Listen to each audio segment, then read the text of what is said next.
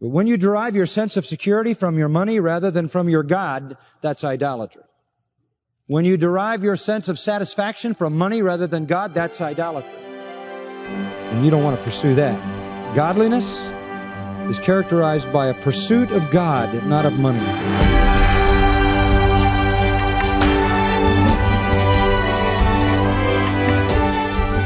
Have you ever wondered why some Christians make lots of money while other men and women devoted to God struggle to pay their bills? Well, if you're in that first category, if you prosper financially, is that a sign of God's blessing, or could wealth actually create more problems for you? Find the answers today to that question. John Macarthur on Grace to You is showing you how to handle your finances. The study's called, Whose Money Is It Anyway? Now, to find out if you're thinking about your resources the right way, using them for the glory of God, stay with us as John begins today's lesson. In 1 Timothy 6:10, it says, the love of money is a root of all sorts of evil. It's not money that is the root of evil. It is the love of it. And some people have a lot of it and don't love it, and some have none and love it like crazy. It's the love of it. And the love of money produces lots of things. First of all, it brings problems. When you love money, you want money, you're motivated by money, you're trying to get rich, achieve money, get wealth. Rather than be concerned about how well you do something, you're concerned about how rich you're going to get doing it. Verse 9 of 1 Timothy 6 says, but those who want to get rich fall into temptation and a snare and many foolish and harmful desires which plunge men into ruin and destruction.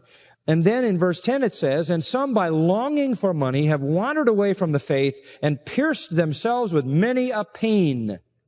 Many a pain. That's why millionaires don't smile. It brings all kinds of problems and worries and anxieties and temptations and traps.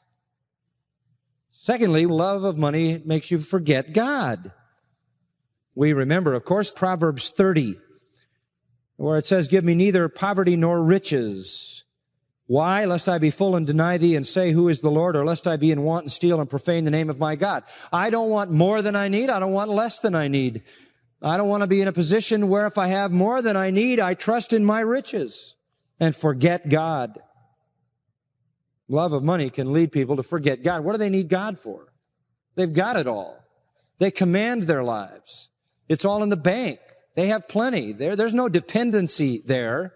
I'm reminded of the great story of C.T. Studd, the outstanding athlete, a great athlete, a cricketer in England, and a world-class, world-famous, who felt the call of God on his life to go to the mission field. He happened to be from a family that was extremely wealthy.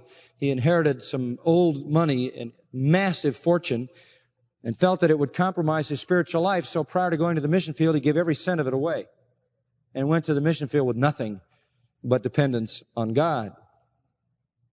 He feared the temptation to forget God and to trust in his money. Let's pick it up from there. Third thing I might say about the love of money is that when you love money, you begin to trust in it. And that's kind of what we were just saying. You not only forget God, but you turn your affection toward your money. We say, hey, I don't have anything to worry about. I'm set. Everything is great in my life. I've got my bank account built up. I've hedged against every conceivable dilemma that could come along in the future. I've provided for everything as well as I can provide, and maybe a little left over. I can take care of myself. I've got all the money I need for the rainy day. I'm covered on every front. And then you have to ask the question, am I trusting in God or am I trusting in my gold? Now, I'm not saying it's wrong to have some savings. I'm not saying it's wrong to have an insurance policy. But what I am saying is that when you love money, you will begin to trust money and not God. In Job 31, Job, and he knew what it was to have it and what it was to lose it. Job 31:24 and following, if I have put my confidence in gold, if I have gloated because my wealth was great, I would have denied God above. If I trust in my riches, I don't trust in God. And I can honestly tell you, I want to be in my life in a place where I need to trust God, because I love the joy of seeing God work in that time. And the Lord does such wonderful things. Proverbs 11:28 says, he who trusts in his riches will fall. The somewhat liberated Living Bible chooses to translate that this way: trust in your money and down you go. And the rest of the verse says, trust in God and flourish like a tree.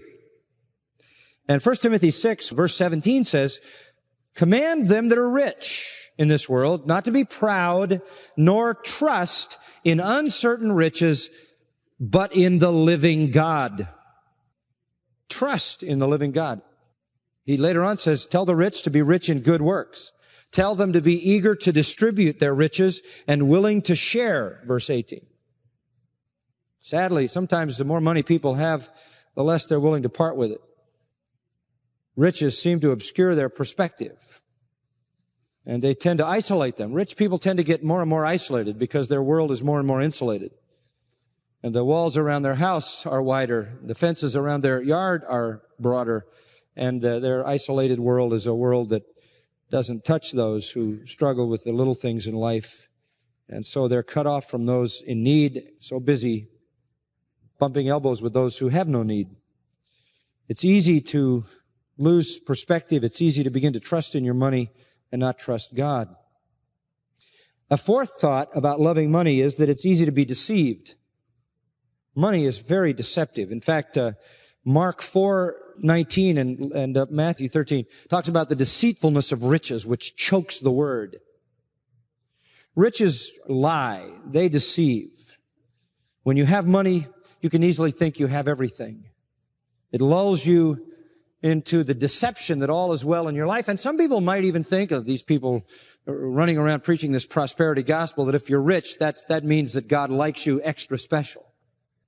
And you're in abundant favor with God because you have a lot of money. So everything must be okay with you. I mean, if you go to someone and you say, I just want you to know that I think this is a false teacher, it's not uncommon for someone in that movement, a movement of the prosperity gospel, to say, well, how can you say he's a false teacher when God has made him so rich?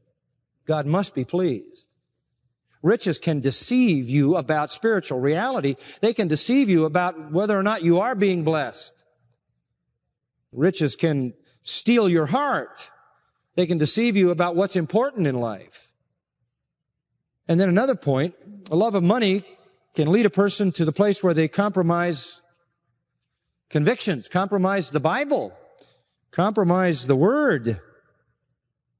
It's been said that every man has his price. And I suppose we've all been asked the question, what's your price? That's the price at which you compromise your convictions. And it's like that story of the author who was at the New York dinner party in a high-class New York hotel. And he was sitting next to a beautiful woman. He was stunned by her beauty, and he couldn't take his eyes off her. And eventually he leaned over to her during the meal and asked if she would spend